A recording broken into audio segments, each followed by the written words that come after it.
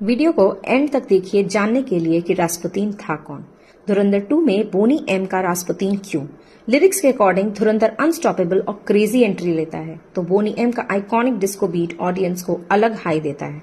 India में 80s से ही बोनी M के गाने like daddy cool, reverse of Babylon her party की शान रहे हैं। धुरंधर 2 के मेकर्स ने नॉस्टैल्जिया का सही फायदा उठाया है ताकि बड़े बुजुर्ग और यूथ दोनों कनेक्ट कर सके। ये 47 ईयर ओल्ड सॉन्ग है। अब जानते हैं रास्पुतीन कौन था, शैतान या मसीहा। लोग कहते हैं उसकी आंखों में हिप्नोटिज्म है। साइबेरिया का एक मामूली किसान से लेकर रशिया के सबसे बड़े महल तक यह कहानी है ग्रिगोरी रास्पुतीन की होती है। रशियन क्वीन अलेक्जेंड्रा परेशान थी क्योंकि उसके बेटे अलेक्साई बीमार था।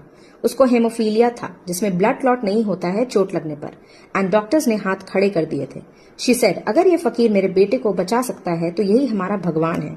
रास्पुतीन क्लेम्ड उसके पास 2 शक्तियां हैं, पहला एक्यूरेट प्रेडिक्शन, दूसरा मैजिकल हीलिंग।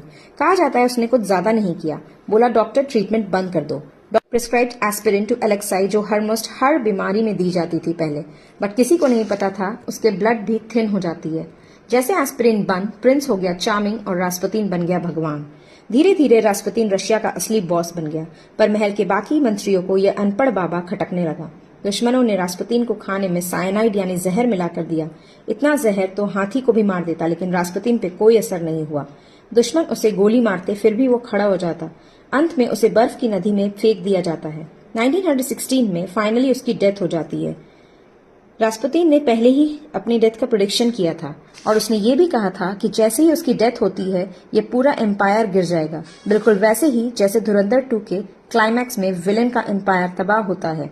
क्या आपको लगता है कि रास्पुतीन कोई चमत्कारी था? कमेंट में बताइए।